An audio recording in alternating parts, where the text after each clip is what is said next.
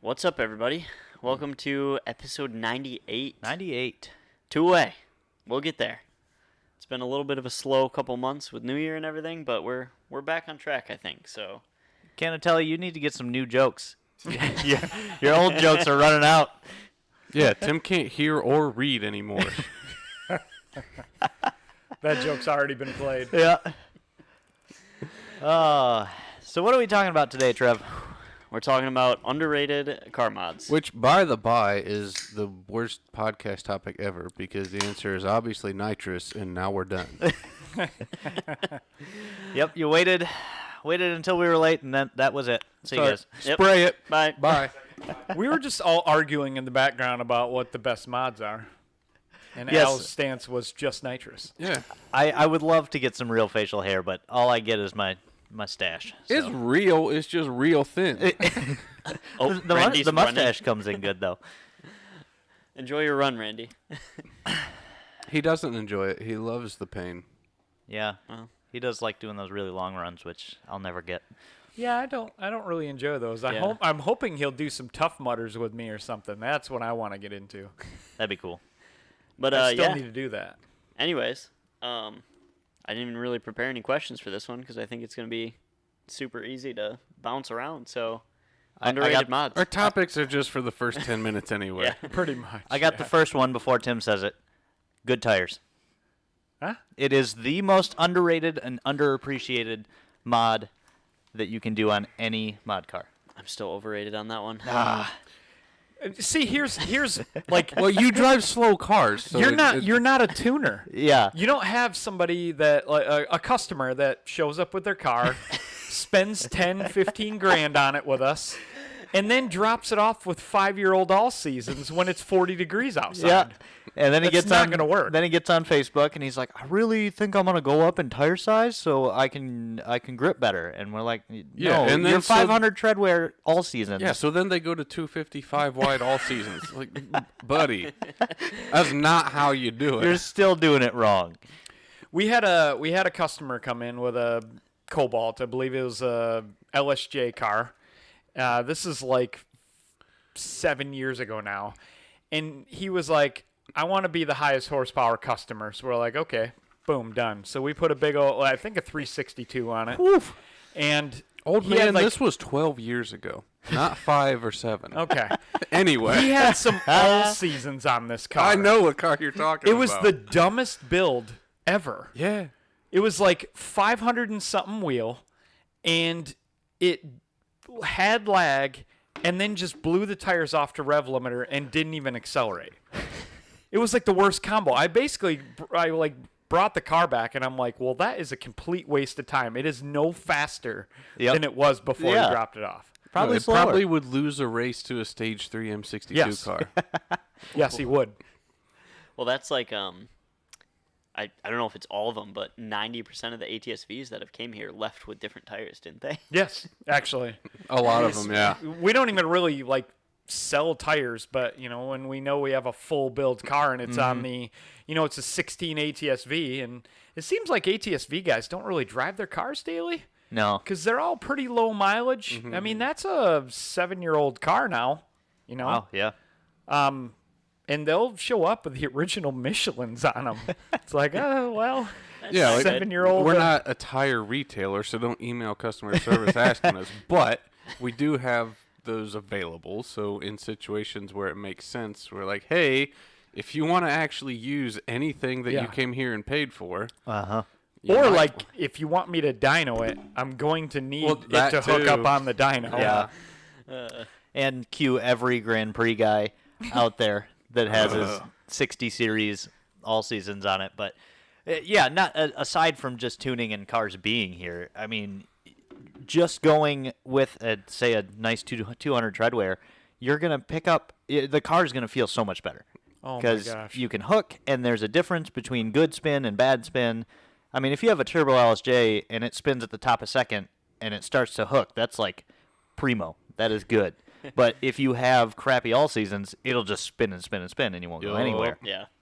So that is my number one underrated car mod.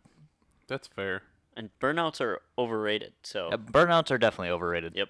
Yeah, definitely. They get more video likes, but they really are stupid. I hate burnout videos so much. I have wasted far more money from burnout repercussions than I have from any actual racing failure. Now you say burnout repercussions, so not just tires. No, not just tires. Well, things start Anyone to hop. that's done a burnout in a stock LSJ knows exactly what I'm talking about. Yep. Could be the axles. Could be the trans. You just do what Tyler does and it'll pull through it. It didn't. It didn't pull through it. whang. And then you just hope it's an axle. Yep. Then you just hope it's an axle and not another trans. You know, when we were at the track, he said something about, I thought it'd pull out of it. And I just didn't even respond. I just pretended he never even spoke. Like that, no, you know that's not how that works. But I get it. Sometimes things happen so fast that you're just like, Cue Yeah. every Honda guy ever. I'm pretty sure that was Edgewater, where even Yeah. when it started to hook, it was wheel hopping, and I'm like, we came down here, so I'm gonna do something, and he did something. and I did, and it broke. Yep. Al and Tim, first underrated mods that come to your mind, or anyone in the chat. I haven't really seen any. Wideband. Ooh. It's a good one. Yep, I've been pushing that a lot lately. Doing a lot. I've been doing a lot of like pretty big power 1.4s. They're so Big cheap power compared 1.4, to the but- amount of money that people spend overall. I don't understand how it's not automatically in the shopping list. I would imagine most people. I recognize a lot of the names in the chat room here, but most like the narrowband is a good guess of your air fuel ratio, but it is skewed by exhaust temperature quite a bit. So you can tune with it 85% of the time, but some cars it's just wrong. And like I was talking to the guys. I think Monday. Yeah. I went out and tuned a customer's ATS, and the narrowband was saying 940, which is like super rich looking, but that thing was audibly spark knocking under the hood.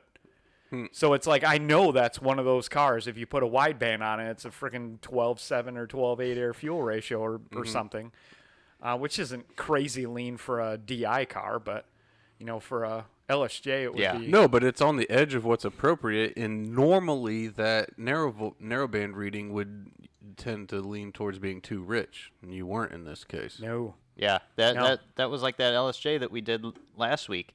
Typically E85 car, like 900s to 880s, and it was 930, 940 all day. And I'm like, well, let's get it on the dyno and double check. And sure enough, it was dead flat 12.0. Jeez. Weird. That's an exact example of what Yeah. I'm talking about. But Like, then I've had other LSJs that'll be like 875, and they're running in the mid 11s. Yep. So it's I Wideband, like I like I've it. said before on here, like when you're experienced with a specific platform, you can use the narrowband to at least know that you're probably not in a dangerous spot. But it can't be used to fine tune. yeah. Yeah. I think it's one of those mods that it doesn't add anything for the person in the car, so they don't want to spend money on it. Something to look at. But it is something to look at, and people love, their pillar pods and gauges. But Man, us tuners love you guys when you have a wideband. And that AEM OBD2 gauge for the people that it works for, because it doesn't yeah, work those for are every car. those are awesome. Man, that thing is magical. I like when I send out a remote tune, I send out the channels that just auto logs it. So if you just add it in at any point, it just pops up on my screen, and I'm like, oh, cool. It's got Wideband. OBD pass through, so you don't even have to wire it into anything. You don't have to have HP Tuners Pro. Like, you just plug it in, and then you plug it in the responds downpipe. faster. Oh, do they? It's got more data points, and then they respond a lot quicker. Well, there we go. Yeah, so what I did with my channel layout in HP Tuners, which is the gauge layout screen that you can see, is I put the wideband in one of the horizontal ones, and I made it white when all the other gauge sensor signals are like a darker color. Yep. So if it pops up, as soon as they add it, I'm just like, oh, wideband. Yep. Because I don't usually use the white color in it, but I use it to stand out. But yeah, what I want to say is tight suspension. So let's say control arms, tie rod ends, ball joints, like anything that keeps your tires pointing the direction they're supposed to point. Because like if you're accelerating, they're towing in because they're flexing whatever is loose and they're towing in because they're trying to pull forward. If you're braking, they're towing out. You know, so if you have everything nice and tight, those tires stay pointing straight forward. It does make such a big difference too. It'll minimize your torque steer. I mean, who hasn't driven an L&F making 400 wheel and almost hit a curb with it? Like, I remember when I drove Matt's when it was making like 600 wheel on the street, and like that thing would change a lane instantly. That was like how Rowdy was when it was on the 6758. Yeah. That was everywhere. That was just begging to be wrecked. Yeah. But you know, when I drove Matt's car back then, we didn't have the Moog solid spherical ball joint. We didn't have Powell stuff. You know, the Powell stuff is amazing too. Like, we just had like OEM stuff, and who even knows? Maybe that thing was just whooped because it had a bunch of records and hundreds of dyno pulls. Well, I mean, he sheared the engine mount off on a launch. Well, so. there's that. So, I mean, I'm sure it was whooped. Yeah, you get, and especially like Delta cars that obviously I'm the most familiar with, but it's pretty easy to tell when the controller and bushings are going bad. Yeah. But some of them are on their way out, but they're not bad yet. And you toss a set of the solid controller and bushings, $11 per in there, and it makes a huge difference. The car feels so much better. You know, go through, tighten everything up. And any Delta owner knows you can limp those for A way too long long time. of a time. And it's not good. I don't mean to backtrack, but for the wideband, for you guys that do not have OBD2, like let's say in a 3800 Grand Prix, the EGR has a 0 to 5 volt signal. So what I have had customers do with those is run their wideband output into the EGR input and then log that in the scanner. And I believe Matt Meekoff told me that there's one for your AC compressor also. AC pressure sensor, So you can unplug that and you could tie into that, and then you just, go into HP tuners and convert that signal over to a air fuel ratio. Yeah, which I have a pretty few easy. LSJ guys that have done that, and Yeah, it that's works cool. fairly well. What I'll have people do often is just spend the $20 on like a high quality suction cup phone mount, and so that you can stick your phone on the window, get close to the wideband gauge face, and just start recording a video when you start logging. Yeah. And as long as you do that, it can be a 20-minute video. That's fine, because I can go to the log and I can see, okay, at 10 minutes they did a poll. I can go to 10 minutes in the video and watch it. and I can see where you floor the car, and I can tell by the sound of the video. It's very easy to match those two up. But I have a lot of customers that do that when they don't have the pro input. And as long as they follow the steps, it's very easy to work with. Yep, that beats having a passenger try to write it down per 1,000 RPM. Or you like holding it there. I've That's had not people good. send me videos where their passenger is zoomed in all the way across the car trying to get the thing on it. And it's, I can't do anything with this. Yep. I did see, and Trevor, this is probably yours. It might have been Randy, but he said touch points. Oh, yep. And I'm that's- big on the touch points. That's yours. Oh, You know what? weirdos. That was actually the other one I was going to bring up to go a little different than the route that Tyler and Al went with is touch points. Yeah. Like some of my favorite mods in my cars is short shifter. Yep. Base bushings for the short shifter. Billet or solid shifter cable ends. Yeah. Everything that makes your driving experience better. A nicer steering wheel. Like some of these cars have, you could put a vet steering wheel and a Cobalt and Or just a new one. an RS steering wheel and a non-RS, like and a they're new steering wheel. surprisingly cheap. I mean, you can't find Yeah. OEM, Cobalt steering wheels anymore. But if you want a C6 Z06 wheel, which has like Alcantara and nice stitching on Rock Auto, they're like $300. Yep. That's And like not a lot of Tim, you money were for saying, a it's not brand new terrible. steering wheel. Shifter bushings and a short shifter. I worked here for 2 years and hopped in and out of Cobalts, and I was like, man, these transmissions suck. Yeah, Terrible. it's so bad. And my buddy Joel got a short shifter and shifter bushings, and we put it in. I was like, this is like a cool car. It's normal. Like, It's so much better. And on that point, shift cables. they wear out. They get sloppy Yes. and loose. And Yeah, you, people don't think of that. you toss a new set in there, and it feels like a whole new transmission. Yep. We've even rerouted cables before and made a difference. Like if If because you can get a straighter shot. these cars have, these cars have had engine swaps and tranny swaps. Oh, yeah. So you can't guarantee that the last mechanic that worked on it routed the cables properly. Maybe they ran a twisted. Yeah, they like might it- have flip-flopped them. And Yeah, I mean, it just, disconnecting everything, letting it resettle, and then maybe routing it a little better and hooking it back up could make a big difference. You know, if your side to side is really slow on your shifter, if it doesn't slap back right to neutral, most likely you need cables. Yeah.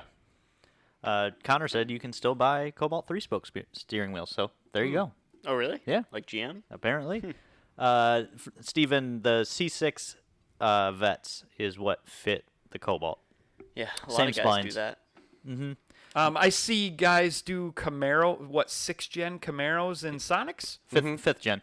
5th gen Yep. Camaro wheels and Sonics. Yeah, you can get Okay. you can do the ZL1 wheel. You can wire in the paddle shifters. There's Stephen Marjason has done it. Which I still haven't done. But yeah, same thing. I hit the buttons like they work, though. Like an F1 driver in your Sonic. Do you time the thumb button with the? Oh, no, I leave it in auto. I just pretend I'm shifting. Yeah, touch points are big. I'm on that train too. Yep. It's literally what you touch every time you get in the car. So why not make it nice? Like a shift knob and a new steering wheel swap the frame. Mm-hmm. Like $50. Your car will feel a million times better. Yeah, and Grand Prix guys, Cobalt guys, you can go to the junkyard and find lower mile ones and get a What's, steering wheel for $20. Does Bo have the GXP shifter in his Yep. Regal? Yep, he's got a know a lot GXP of- shifter. He's got GXP seats, or Grand Prix. Yeah, I think they're GXP seats. But and then he swapped out his Regal steering wheel, which is fair because that thing is ugly. Yeah. Early 2000s GM steering wheels were not the best. Andrew, I see it. I don't foresee ZZP making old body style Chevy parts. We're trying to keep up, and we can't keep up with new stuff. I know. Yeah. They're like there's so many companies out there making old body style stuff. Yeah. It's pretty affordable. But- I'd love to get into ZZP long travel, but I don't foresee us doing that. LSJT OBS single cab Chevy. It'd be perfect. That'd be cool. It'd be really cool. If you made enough power, you could. As Tyler was talking, another one popped in my head, though, and this would depend which car, because Ion specifically were okay in this department, but an severely underrated mod could be just as simple as a seat. Yes. Because Oh, there yeah. are a lot of very terrible seats in very fast cars. Oh my gosh, I tuned that customer's LSJ and it had the leather seats. I haven't been Oh. in those leather Those seats in a are long so time. bad. And I'm sitting there like flying all around. Like, The how does- 07 seats. So How the does leather seats anyone- aren't terrible new, but they get like 3 times sat in Well, them. they and are they the just don't work. fastest degrading seat that I Yeah. have ever seen in my The life. bolsters like invert like They do. It's like you're sitting on a ball and you're just Yep. gonna roll off. That's how that inside. one felt.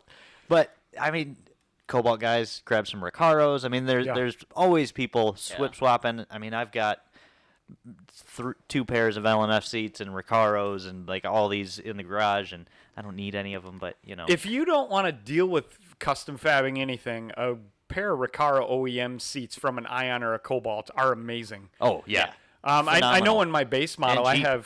I have those Jegs race seats, and I love it. Like everybody seems to think they're pretty all right. I mean, Yeah, it's like we're talking about modded dailies here for the most part. Like, you yeah. don't have to buy a $4,000 seat, no, my There are- Jeg seats are $230 brand new, and and it's a fiberglass race seat. the It's all right. if you can't find the Ion or Cobalt ones, you can also look for GTI.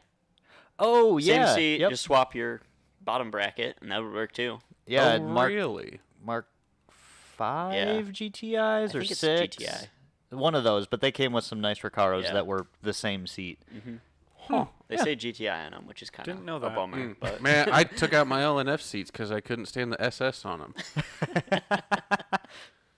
No way I'm running a GTI. I'm still on Team LNF seat over Recaro's. I'm Yeah, not- if they didn't say SS on them, Well, but it was just I couldn't do it. Really? I like the love- LSJ seats man. way more than the. I LNF love ones. those Recaros. I don't know. Maybe it's because I'm smaller, but I feel like the LNFs hug me more. Well, see, that's the problem for me. Yeah. They're a little too huggy. Yeah. Well, did you know that the LNF seats had adjustable side bolsters? What? You just grab it and squeeze, and they'll go in and out. See, I didn't know that. Didn't know that. How, Yep. how Well, am I that learning would have been something new? useful. So you just push them wherever you want. Yeah, they don't have a ton of adjustment, but I think at one point GM even advertised, but you just grab the bolsters and you can squeeze them all the way in or you can push them all the way out. Huh. It's kind of neat. Oh Well, my God, We're I'm so taking a mad. field trip after this podcast. Yeah. Because I always feel like they're all big. So maybe they're just. Tyler, all you're gonna have to prove it. Yeah. You're gonna have to prove it. He's making this We're up. gonna get out there and they don't move at all. And I've just made it up in my made it head up out of for nowhere. years. Can anyone in the chat confirm LNF seats do this? SE mod. What's an SE mod or Cobalt mod? I don't know. Brad, I do not have any F40s. I should have one, but I don't. I have a brand new F35, but that's probably gonna go in my LNF. So. Yeah, I'm planning on pulling that F35 out of my sedan and putting an F40 in it. Yeah, talk about an underrated mod. F40. And Yeah. People balk at it because of the investment cost, but would have saved me money if I'd have bought it earlier. yeah, I mean, you not only do you have a lower highway cruising RPM, your gears are all a little tighter, and it shifts nicer. Yeah, they shift nicer. They don't explode Yeah. even at stock party. Stock party. Yeah, works. I guess you could call it a party. But I've seen people go through. I mean, I was one of them. I went through a couple F35s in my old Ions. Bo did the same when he bought it. We should have just put an F40 in it, but you know. Yep.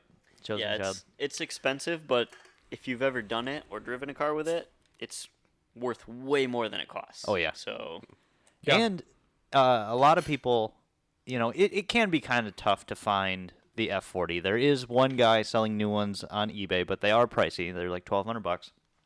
But if you use cardashpart.com and search for, you know, the Saab of the year or the LHU Regals, I mean, they're like $300 to $700, and They're not bad. you can call a lot of junkyards and they'll either, you know, schedule you for pickup and you can sort by distance from your house, and or some of them might ship too. So if anybody didn't know, Car Dash Part. telling Yeah. them the secrets. Dang it. Now we're gonna go to buy one and we can't find them. Yeah. anymore. Then they're going to be $1,500. I think we left out the 3800 guys. 3800s, you know, it's an older car, so I'm a huge fan of all the wiring upgrades. Ooh, yes. Obviously, we sell a few of them, but there are a few that we can't really sell a kit for. It's just like work you do. Like, real quick, I'll go through some of the ones we sell, like a fuel pump rewire kit, alt volt booster, alt power cable. I mean, that car, I could go on like way too long on this, but the alternator charge wire is 8 gauge, and it's like 10 foot long to go from the alternator to the battery when it's only like maybe 12 inches away. It goes down through the cradle and up and around the radiator to the battery. It's for simplicity. You know, I understand why they did it. But our alt power cable is twice the size. Actually, technically by math, it's a lot more than twice the size. But like, it's a 4-gauge wire, and it just goes right from the fuse box charge post right to the alternator. It's like, it's all of 14 inches maybe. yeah, it is. It's a very short wire, and that's huge. 3800's like, when the Cobalts came out, that car has so much electronics that the wiring on the car is pretty decent. You don't really have a lot of wiring problems with that car. Yeah. The 3800 was not very electronic. No. You know, it still had a pretty wimpy alternator, and it didn't have like electric power steering like the Cobalt. So the wires are just tiny.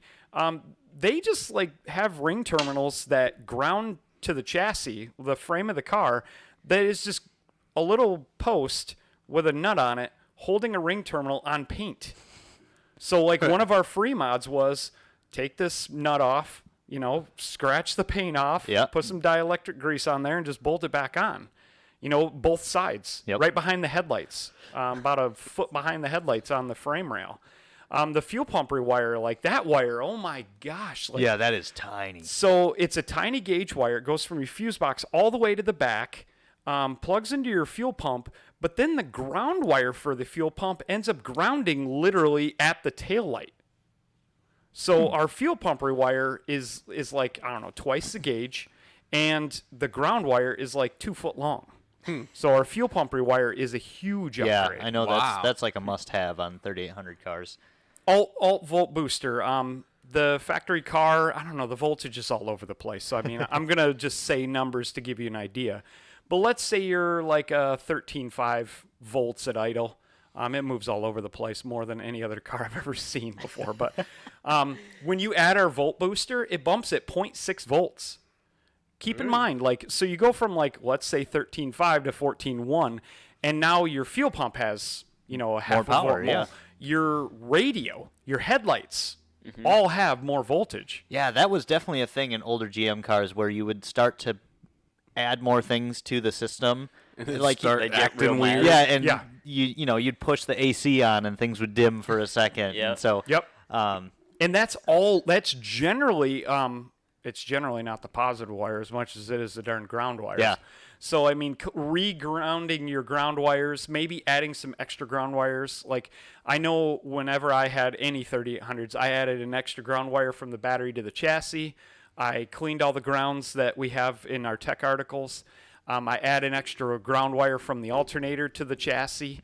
I try to connect all the things. Yeah. Engine to chassis.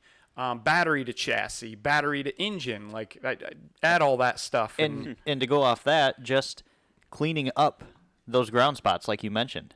The cobalts are notorious. Cobalts for are that, bad. too. They'll get really rusty, or they have a couple ground spots that are on paint too. So scuff them up.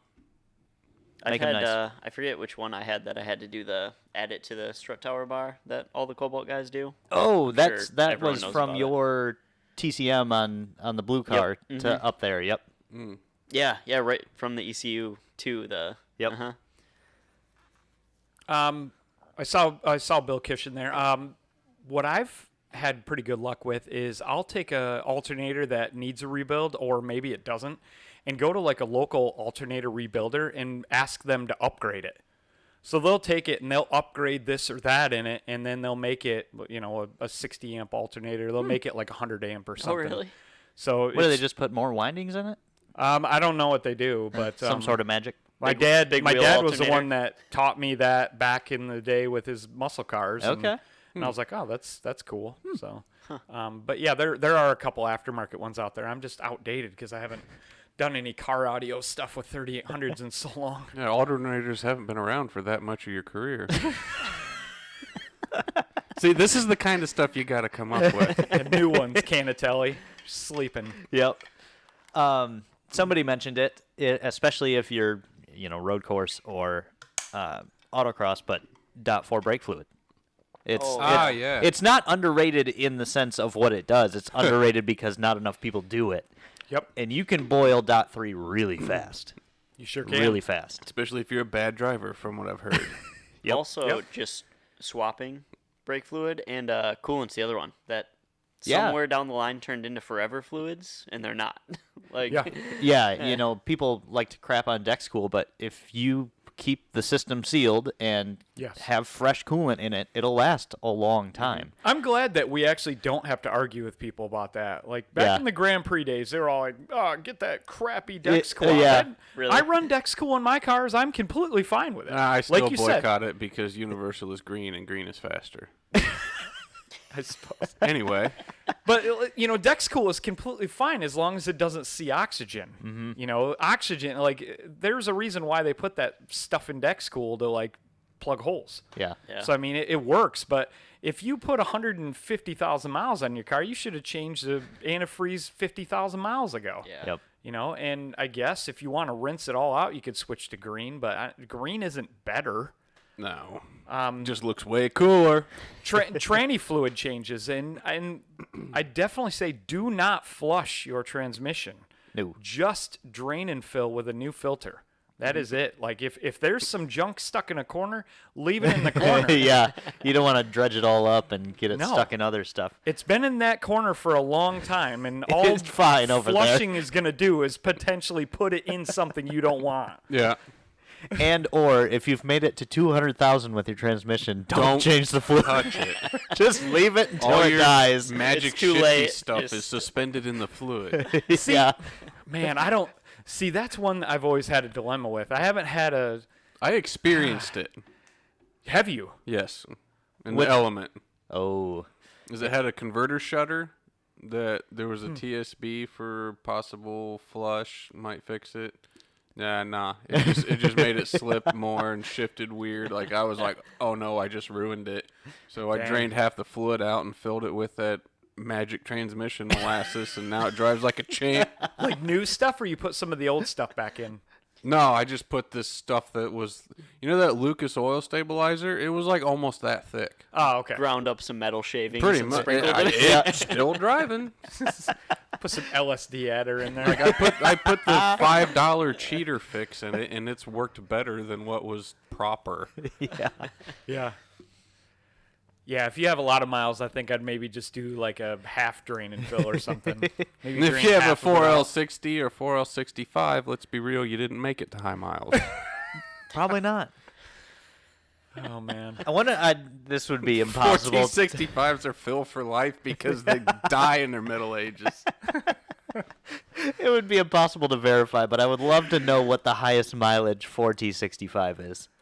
Oh, there's some dude on the forums that is just claiming. I bet Bill data. Kish knows. Yeah, he might. Somebody will chime in here. Yeah. That tranny really isn't that bad, I don't think. I mean, if you try to make a ton of power, maybe, but if you maintain it properly, it's fine. Well, what do you call maintaining properly? Like change your fluid every Swap to an F40. because change your fluid every 80,000 miles. Yeah. And Yeah. don't be a dummy, you know? Make sure your converter's locking. Make sure you don't drive around with codes to where your converter's unlocked running at 250 degrees down the highway, you know? Like Andrew Lowe, 98 OBS, 4L60E at 185. That's not too bad. All right.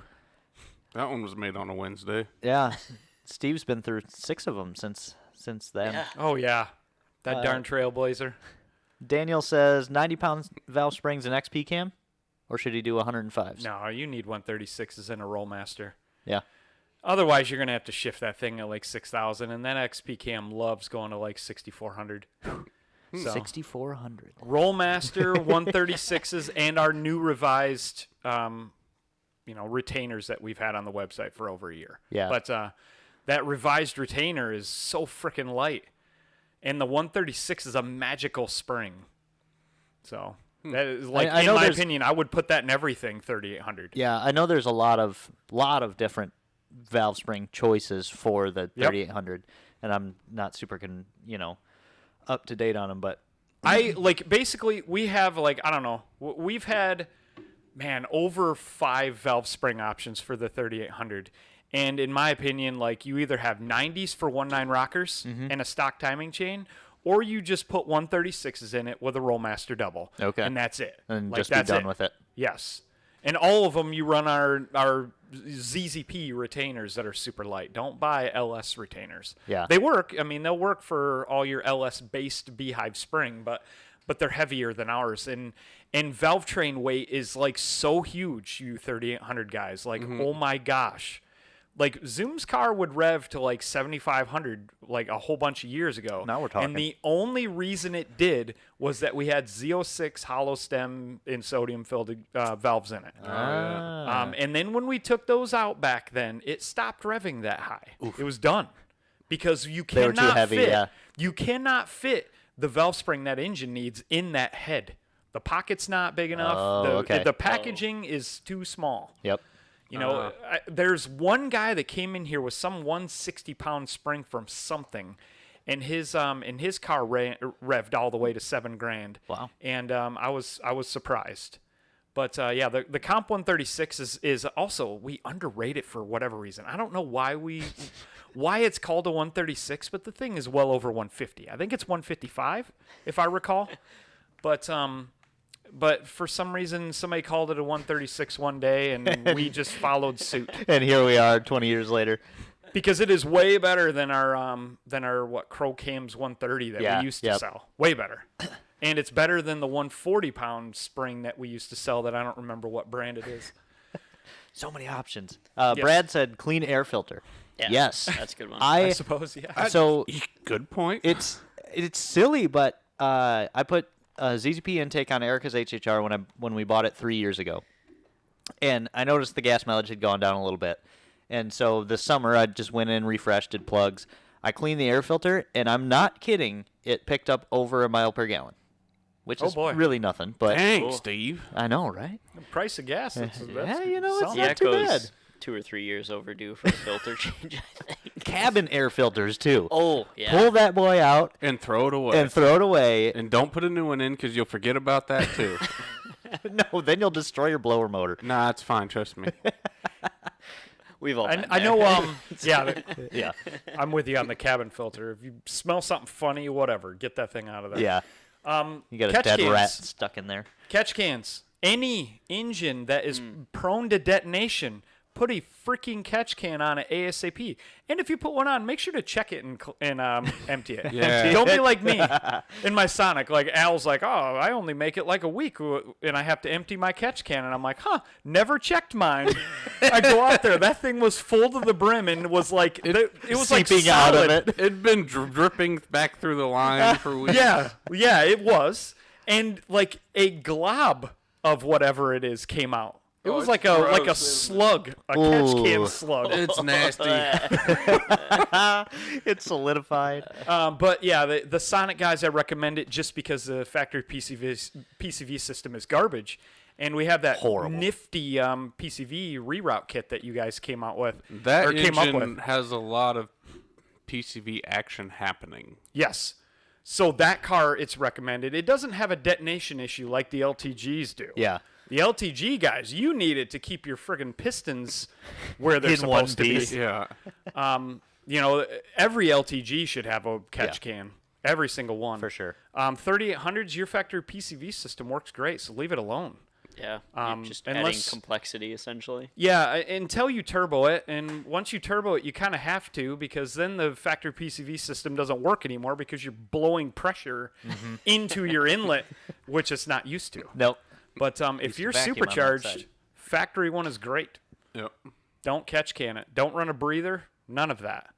Yeah, don't run a breather. It's I know we sell them, and it Yep. is, but it's a Band-Aid. They have Yeah. a specific purpose. Yes. they We do. sell them because some people want to run it, not because they need it or it's beneficial. Yeah. They just want it. Yeah. And if, you have to, if somebody asks us, should I run a breather, we'll probably tell them no. Yeah. But, if we don't sell it, somebody else will. So, we got to sell some stuff that we don't necessarily like. Yeah. Brad said, always look for mouse nests in your cabin air filters. Yeah, that happens. Ashley made a good point. Lightweight wheels. That's a Oh, Tim man. Beek special there. Yeah. Yes. I'm obsessed with wheel weight. God, I'm a little over She the learned top that of the that. hard way. Oh my god. The car still makes amazing power for how heavy those wheels are, though. It does. Some chonks. I bet if you put RPF ones on that car and put it back on Like the gain dyno, 20, it would 30 gain horse. 20 horse. It probably would. Those things are like 30 pounds The only without thing tires. saving them is their 8 or 8.5s. Yeah, Yeah. they look cool, but man, those are heavy. What are they? Are they LSARs? Yeah. I don't know. Maybe. I don't know. LASR. I stopped paying attention over 6 spokes. They're the rotiform You can't even count 1 all million those. spoked spider web whatever thing. Andrew says, "Have Al please explain the proper use of breathers now." If your oil's trying to come out the seals in the dipstick hole, Get a breather. Yeah, pretty much. Yep. Until then, Unless there's another problem you can fix. yeah, if the source of the oil coming out of all your gaskets and seals is a hole through the piston, breather's not going to do a whole lot for you. Oh my God! Don't look that up. I just looked up those LASR wheel weights. The 17s are mid-high 20s. Wow. Her wheels are over 10 pounds heavier per wheel than my RPF ones. Yeah. And your RPF ones are 17 by 9. My 17 by 9s weigh 15.9 pounds. Now, hold on. I don't want everyone getting in a panic thinking they need to take the breather filter off. That's not what we're saying, okay? We're just saying you don't need to have it unless there's a problem that needs solved. Yeah. We're not saying that you're hurting anything by having it. Yeah, just email us. Email us, not a problem. Yeah, I mean, we'll- we'll tell you. We'll ask Yeah. you. We'll have to ask you more questions, but then we'll tell you if you should have it or not. Fuel additives are like the stuff you see that's like octane in a bottle. Pull up the MSDS sheet. It's all kerosene, They're right? all mostly kerosene. Yeah. No, don't use that. The only one that actually is worth a damn is Boostane. Boostane, which Yeah, is pricey. Boostane is good. But it works. Well, that's why it's the only one we sell, and it's why it costs more than all the other ones. Yeah. Uber Blue Dragon. Yes, it does. We have it on our 2006 or 2005 Grand Prix GT. Oh. That's like a neat NA build. And it sounds so good. Yep. I still cannot believe how much I like 3800s after the equalizer. Yeah. Kind of weird, Yeah. huh? I've said it before and I'll say it again. It has completely changed my outlook on those engines. Yes. And now I want to put one in something. It's crazy because Right as they're getting hard to find. Yeah. it's crazy because a bunch of us guys went somewhere after work, and Bo was in the Series 3 Grand Prix NA car with that equalizer, and it had like a GT2 cam in it. You know, it's a typical NA setup.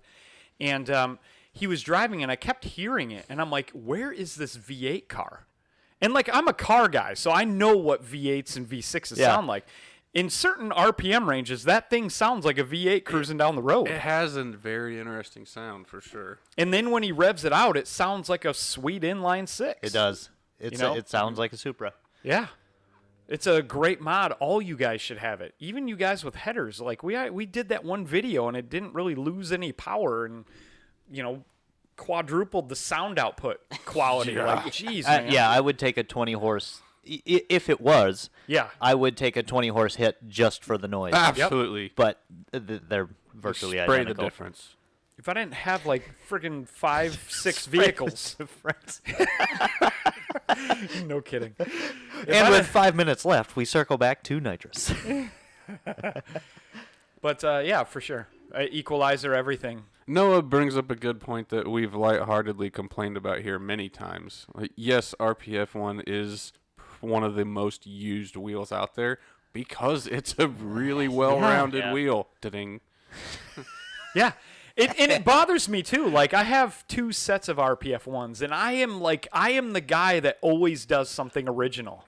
Like I am obsessed with doing something original, and I have 2 sets of RPF ones because there is no other wheel for the money. Yeah, you There can't. is not another wheel on the planet That hits the boxes it does. that it does. It's Yeah. a decent looking wheel, and it is pounds lighter than everything else.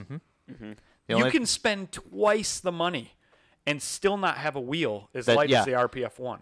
The only thing that sucks is brake caliper clearance. Yeah, Yeah. That's can no be an bueno. issue. I've heard that.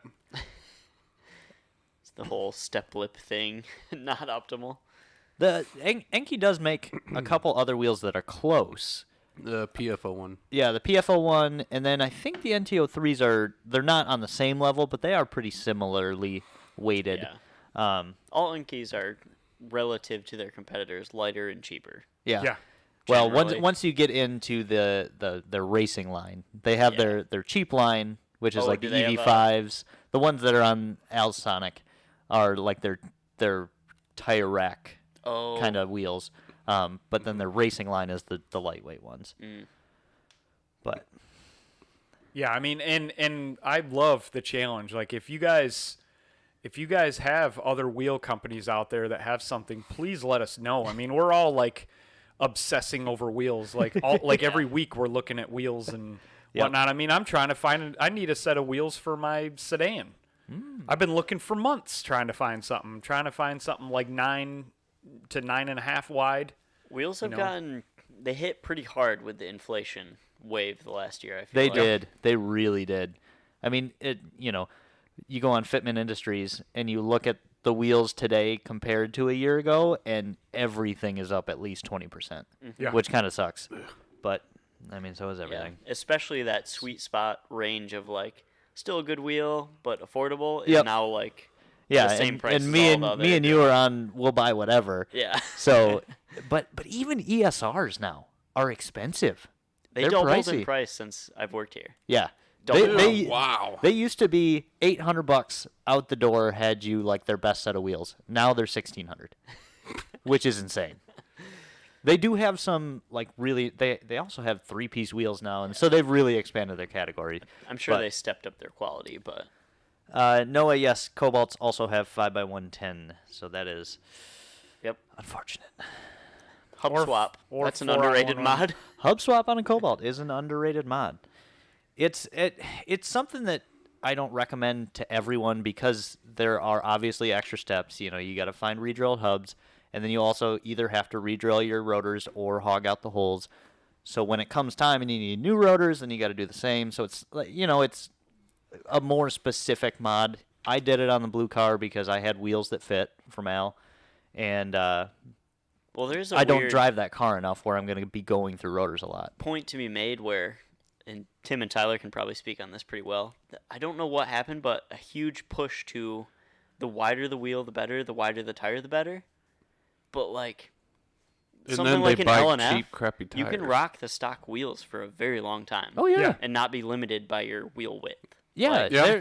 You can. there's so many other mods that would gain you power on drag strip, track, Yep. whatever you're doing. Yeah, again, even Before if you're you on gain stock an inch wheels, of width. throw a nice 225 tire, like a 200 tread wear on the stock size. Don't oversize your tires because it looks dumb and it reduces handling.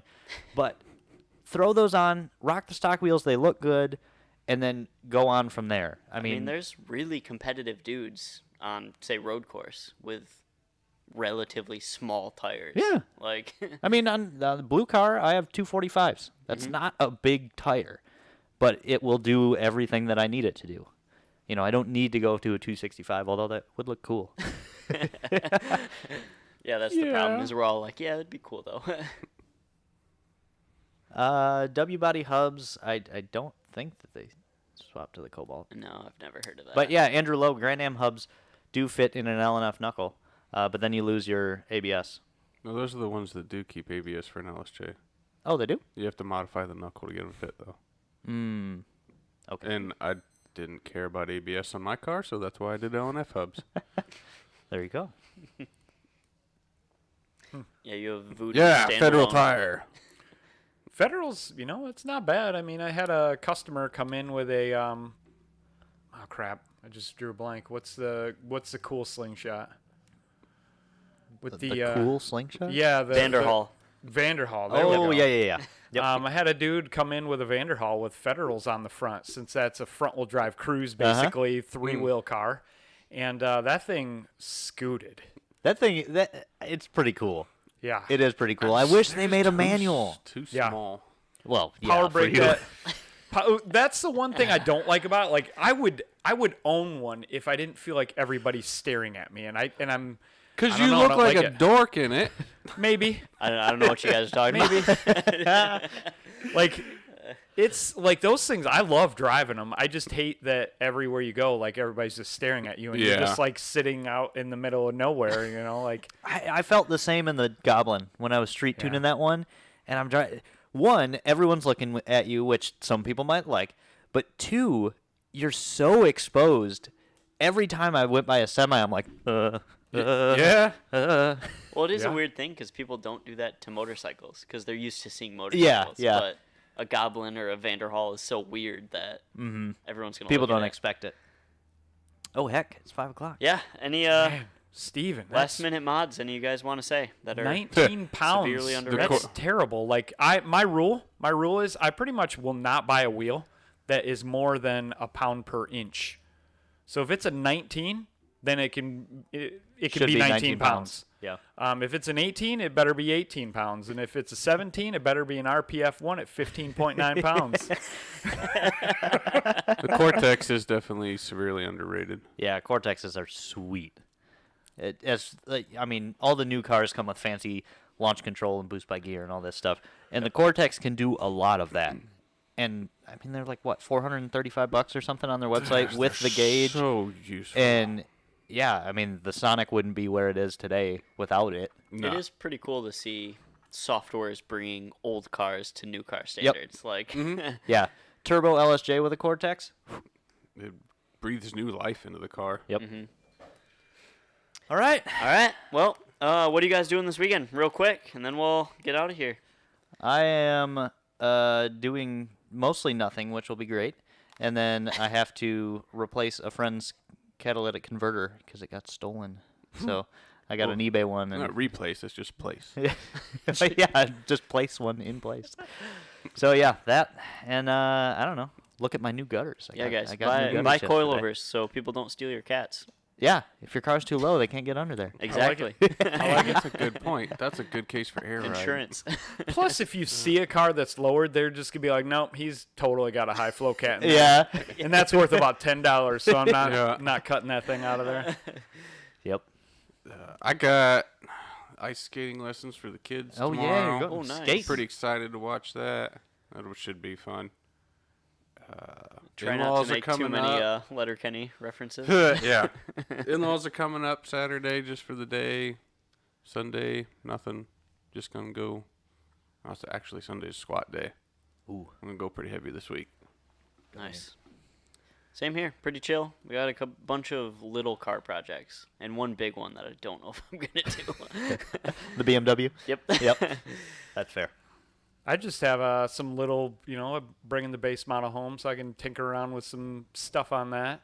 And then we just got a new dog today, so yeah, that's where I'm going to be all weekend. Goose. You're gonna be busy. Yeah, Yep.